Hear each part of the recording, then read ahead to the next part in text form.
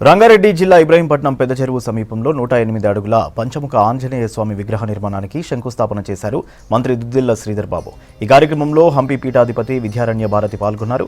తెలంగాణలో తొలి ఎత్తైన పంచముఖ హనుమాన్ విగ్రహం స్థాపించడం శుభ పరిణామం అన్నారు శ్రీధర్ బాబు। విగ్రహ నిర్మాణాన్ని వీలైనంత త్వరగా ప్రారంభిస్తామని చెప్పారు। కార్యక్రమంలో ఎమ్మెల్యే మల్రెడ్డి రంగారెడ్డి పాల్గొన్నారు।